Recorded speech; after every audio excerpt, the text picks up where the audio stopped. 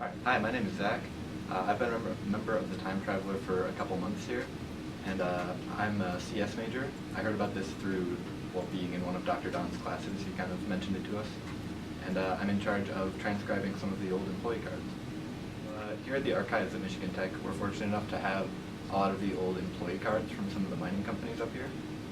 So what happens with them is they get scanned and sent to me. And when they get sent to me, they look something like this.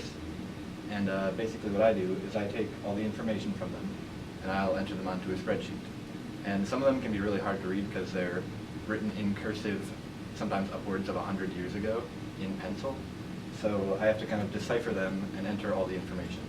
And it'll have information, pretty detailed stuff sometimes, like, their dates they died and their weights and heights.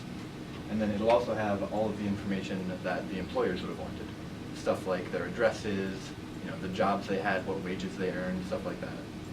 And that information is entered, and it all goes onto a big spreadsheet of, right now we're focusing on French-Canadian employees specifically, and all of that goes onto a large spreadsheet. And then I can show you more detailed of what these fields look like. Alright, so this is what the front of a card might look like. We can see it has a lot of his basic information, his name. It has, his wife's name. If he had any kids, it would have their names. It would also have his address, although it looks like just here it just has a city. It would have all of his former places that he worked over here, and then they required a witness when they signed this for confirmation.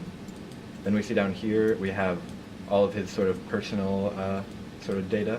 We have his eye color, hair color, weight, age, height. And then if we go to the back, we can see all of his physicals, because he was a manual laborer, so he had to have physical examinations, as well as all of his address changes that the company kept track of. And then over here, we can see all of the different jobs he had when he worked at this company. This particular guy worked here from 1912 all the way down to 1947, so he had a lot of different jobs. And we can see all the different wage changes he had, all the different jobs that he had. Laborer, oiler. It looks like he was eventually an operator for one of their main plants. And we can see every time he left, we can see why he left, if he was laid off, if he quit, or if they might just change it because he got a raise. And then we can see eventually he was laid off in 1947. Alright, so in summary, it's kind of hard to tell what we're going to find with these employee cards. We might discover some sort of immigration trends of French Canadians that was previously unknown, or we might discover any sort of geographical data. It's hard to tell right now, but whatever it is, it will sure be interesting.